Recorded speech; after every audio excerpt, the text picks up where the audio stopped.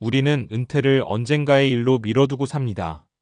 아직은 월급이 들어오고, 아직은 몸이 움직이고, 아직은 기회가 더 있을 것 같으니까요. 그런데 막상 은퇴가 눈앞에 오면 깨닫습니다. 노후는 어느 날 갑자기 시작되지만 준비는 훨씬 오래전부터 쌓여왔다는 걸요. 그리고 더 무서운 사실 하나. 노후 통장을 무너뜨리는 건 거창한 실패가 아니라 우리가 매달 아무 생각 없이 반복해온 습관이라는 겁니다. 설마 내가? 라고 생각하실 수 있어요. 큰 사기 당한 것도 아니고 사업에 실패한 것도 아니고 투자를 잘못한 것도 아닌데요. 그런데 통장을 가만히 들여다보면 답이 나옵니다. 카드값이 매달 예상보다 많이 나오고 보험은 뭐가 뭔지도 모른 채 자동이체로 빠져나가고 생활비는 조금씩 새고 있죠. 이 조금씩이 10년, 20년 쌓이면 노후 통장은 생각보다 빠르게 영원에 가까워집니다.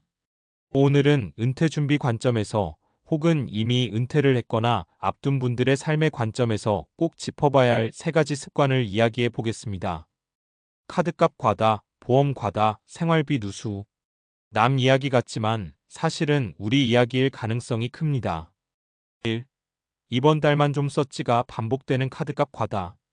카드의 장점은 간편함이죠.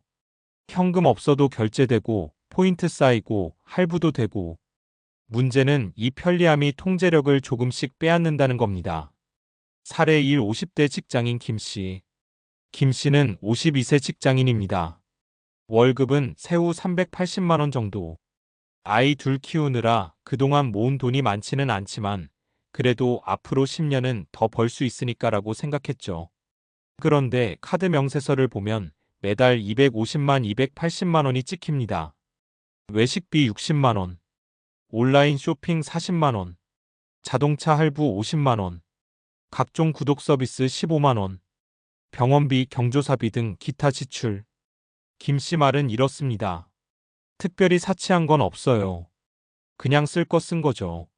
문제는 여기 있습니다. 쓸 거 쓴 것의 총합이 노후 자금을 잠식합니다. 김 씨는 매달 100만 원 정도는 저축해야 은퇴 후 최소한의 생활이 가능한데 현실은 30만 50만 원 저축에 그칩니다. 그 차이 50만 원이 10년이면 6천만 원, 투자 수익까지 감안하면 1억 원 가까운 격차로 벌어집니다. 카드값 과다의 핵심은 체감이 없다는 겁니다. 현금이 줄어드는 고통이 없어요. 그러니 소비가 구조적으로 늘어납니다. 은퇴 후에는 수입이 줄어드는데 소비 습관은 그대로입니다. 그때 가서 줄이려면 훨씬 힘듭니다. 2. 혹시 몰라서 가입한 보험 과다. 보험은 불안을 먹고 자랍니다. 암 걸리면 어떡하지? 치매 오면? 수술하면? 이런 걱정이 들 때마다 하나씩 추가하죠. 사례 2. 60세 은퇴 예정 박씨. 박씨는 은퇴를 2년 앞둔 60세입니다. 본인도 모르게 보험이 9개였습니다. 종신보험 1개, 건강보험 3개, 실손보험 2개, 치매보험 1개, 자녀명의 보험 2개, 월 보험료 총합은 120만 원. 박 씨는 말합니다. 젊을 때 들어둔 거라 그냥 내고 있어요. 해지하면 손해라잖아요. 하지만 은퇴 후 예상연금 수입은 월 220만 원입니다. 그중 절반 이상이 보험료로 빠져나갑니다. 생활비는 어디서 쓰죠? 보험은 필요합니다. 하지만 과도한 보험은 노후 현금 흐름을 갉아먹습니다. 특히 종신보험처럼 사망보장이 중심인 상품은 은퇴 이후의 삶과 직접적인 연관이 적을 수 있습니다. 살아있는 동안 쓸 돈이 부족해지면 아무리 보장이 좋아도 의미가 퇴색됩니다. 은퇴 준비의 핵심은 자산 총액이 아니라 현금 흐름입니다. 매달 얼마가 들어오고 얼마가 나가는지. 보험이 불안을 줄여주지만 동시에 생활의 여유를 빼앗고 있다면 점검이 필요합니다. 3. 이 정도는 괜찮겠지가 쌓이는 생활비 누수. 가장 무서운 건 이겁니다. 생활비 누수. 큰돈이 아니라서 문제의식이 없어요. 사례 3. 은퇴 후 3년차 이씨. 이씨는 65세, 은퇴 후 3년차입니다. 국민연금과 개인연금으로 월 280만 원 정도 수입이 있습니다. 처음에는 충분하겠지라고 생각했죠. 그런데 3년 만에 퇴직금의 절반 이상을 썼습니다. 왜일까요? 매일 카페 8,000원 25일 월 20만원. 홈쇼핑 온라인 충동구매 월 30만원. 필요 이상으로 큰 자동차 유지비 월 40만원. 경조사비 모임비 월 30만원. 합치면 매달 100만원 이상이 조금씩 새고 있었습니다. 이 씨는 말합니다. 은퇴했는데 이 정도 즐거움은 있어야지. 맞는 말입니다. 문제는 이 정도가 본인의 연금 구조와 맞는지입니다. 노후는 생각보다 깁니다. 65세 은퇴 후 90세까지 산다고 가정하면 25년입니다. 매달 100만원 초과 지출이면 1년에 1200만원, 25년이면 3억 원입니다. 생활비 누수는 습관입니다. 자동결제, 습관적 외식, 심심해서 하는 소비. 특히 은퇴 후에는 시간이 많아지면서 소비 기회도 늘어납니다. 통제하지 않으면 자산은 예상보다 빨리 줄어듭니다. 결국 문제는 소득이 아니라 구조입니다. 많은 분들이 이렇게 말합니다. 더 벌면 되지 않나요? 하지만 은퇴 후에는 더 벌기가 쉽지 않습니다. 그래서 중요한 건 지금부터 소비 구조를 점검하는 겁니다. 카드 사용액은 월 소득의 몇 %인가? 보험료는 노후 예상연금의 몇 %인가? 고정 지출과 변동 지출을 구분해 본 적 있는가? 은퇴 준비는 거창한 투자 전략보다 반복되는 지출 습관을 바로잡는 데서 시작합니다. 10만원 줄이면 10만원 버는 것과 같습니다. 그리고 그 10만원이 20년 복리로 굴러가면 단순 합계 이상이 됩니다. 노후 통장을 지키는 현실적인 방법. 카드값 상한선을 정하세요. 월 순수입의 5,060%를 넘지 않도록 구조화합니다. 보험은 목적별 34개로 정리합니다. 보장은 유지하되 중복은 제거합니다. 생활비는 3개월만 가계부를 써보세요.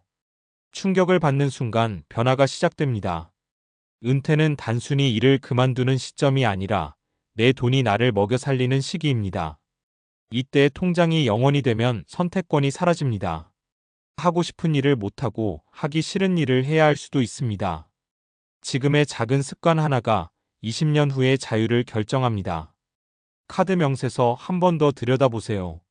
보험 증권 파일을 꺼내보세요. 자동이체 내역을 정리해보세요. 노후 통장을 무너뜨리는 건 대형 사고가 아니라 우리가 너무 익숙해져 버린 작은 습관일지도 모릅니다. 은퇴는 멀리 있지 않습니다. 준비도 위기도 이미 시작되었습니다. 앞에서 카드값, 보험 과다, 생활비 누수를 이야기했죠. 그럼 자연스럽게 이런 질문이 나옵니다. 알겠어요. 그런데 왜 우리는 이걸 알면서도 못 줄일까요? 이게 핵심입니다. 의지가 약해서가 아닙니다. 성격 문제가 아닙니다. 사실은 우리 뇌 구조 자체가 장기적인 노후 준비에 불리하게 설계되어 있기 때문입니다. 왜 우리는 노후보다 지금을 선택할까? 1. 뇌는 원래 단기 보상에 최적화되어 있다. 행동경제학과 신경과학에서는 이를 현재 편향 프레전트 바이어스 또는 시간 할인 타임 디스카운팅이라고 부릅니다. 쉽게 말해 이런 겁니다. 오늘 10만 원을 받기. 1년 뒤 12만 원을 받기. 많은 사람들이 이자를 계산하면 1년 뒤가 유리한 걸 알면서도 오늘 10만 원을 선택합니다. 왜일까요? 우리 뇌의 보상 시스템 특히 도파민 회로운 즉각적인 보상에 더 강하게 반응합니다. 카드를 긁는 순간의 만족, 택배를 뜯는 순간의 설렘, 카페에서 커피를 마시는 기분. 이건 즉시 도파민을 분비합니다. 반면에 20년 뒤 안정적인 노후는 추상적이고 감정 자극이 약합니다. MRI 연구에서도 단기 보상을 선택할 때는 감정 중추변 연계가 활성화되고 장기 계획을 세울 때는 전전두엽이 더 많이 사용된다는 결과가 있습니다. 즉, 소비는 감정의 영역이고 노후 준비는 이성의 영역입니다. 감정은 즉각적이고 강합니다. 이성은 느리고 피곤합니다. 그래서 우리는 알면서도 소비합니다. 2. 복리의 힘은 강력하지만 인간은 직관적으로 이해하지 못한다. 아인슈타인이 복리는 인류 역사상 가장 위대한 발명이라고 했다는 말이 있을 정도로 복리는 엄청난 힘을 가집니다. 예를 들어보겠습니다. 매달 50만 원을 20년간 연 5%로 투자. 약 2억 원 이상. 반대로 매달 50만 원을 소비. 20년 후 자산 영원. 문제는 인간은 선형적으로 사고하는 경향이 있다는 겁니다. 우리는 50만 원 12개월, 20년 1억 2천만 원 정도로만 생각합니다. 하지만 복리는 기하급수적으로 증가합니다. 우리 뇌는 이 기하급수적 증가를 직관적으로 느끼지 못합니다. 그래서 이번 달 50만 원쯤 이하가 반복됩니다. 하지만 그 50만 원은 사실 미래의 1억 원을 갉아먹고 있는 겁니다. 3. 고정비는 뇌에서 보이지 않는 지출이 된다. 행동경제학에서는 이를 자동화 착시 효과라고 설명합니다. 자동이체로 빠져나가는 돈은 통증이 적습니다. 현금 10만 원을 직접 건네는 것과 계좌에서 숫자가 줄어드는 것은 뇌에서 느끼는 통증이 다릅니다. 실험 결과에 따르면 카드 결제는 현금 결제보다 평균 소비 금액이 더 커집니다. 보험료, 구독료, 각종 자동이체. 이건 모두 고통이 희석된 지출입니다. 그래서 줄이기가 더 어렵습니다. 은퇴 후 더 위험해지는 이유. 젊을 때는 소득이 소비를 덮어줍니다. 하지만 은퇴 후에는 상황이 완전히 달라집니다. 1. 평균 수명은 계속 늘어나고 있다. 통계적으로 기대 수명은 계속 증가하고 있습니다. 은퇴 후 2530년을 살아야 할 가능성이 높습니다. 문제는 자산은 평균적으로 1015년 안에 빠르게 줄어든다는 점입니다. 왜냐하면 의료비 증가, 물가 상승, 고정 수입의 한계, 특히 의료비는 나이가 들수록 기하급수적으로 증가합니다. 노년기 총 의료비의 상당 부분이 생애 마지막 510년에 집중됩니다. 즉, 돈이 가장 많이 필요한 시기에 통장이 비어있을 위험이 커집니다. 2. 노후에는 리스크를 회복할 시간이 없다. 40대에 투자 실패하면 다시 벌 시간이 있습니다. 70대에는 그렇지 않습니다. 그래서 노후 자산은 공격적 수익보다 지속 가능한 현금 흐름 관리가 중요합니다. 그런데 소비 습관이 고정되어 있으면 은퇴 후에도 지출은 줄어들지 않습니다. 결국 자산을 까먹는 구조가 됩니다. 그럼 어떻게 구조를 바꿀 것인가? 의지로 해결하려 하면 실패합니다. 구조를 바꿔야 합니다. 1. 소비를 줄이려 하지 말고 자동 저축을 먼저 하라. 행동경제학에서 가장 효과적인 방법은 선저축 후소비 구조입니다.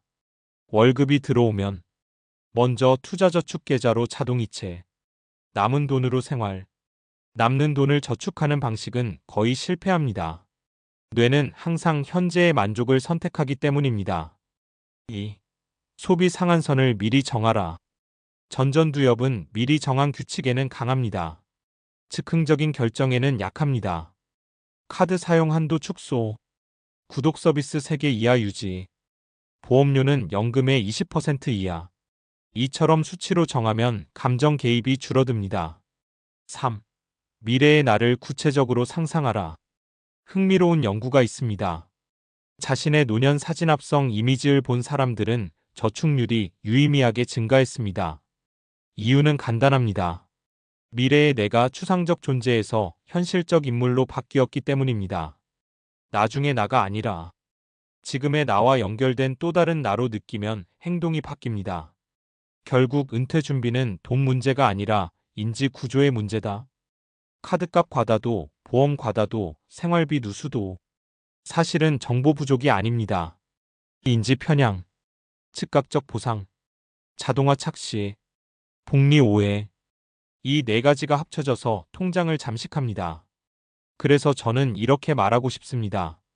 노후 통장이 영원히 되는 건 어느 날 갑자기 무너져서가 아닙니다.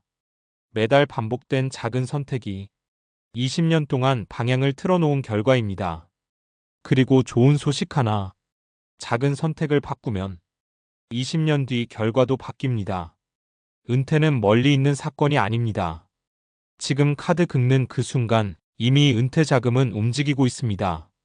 지금 소비는 미래의 자유를 사는 것인지 아니면 미래의 불안을 키우는 것인지 이 질문을 한 번만 진지하게 해보셔도 노후 통장은 이미 달라지기 시작합니다.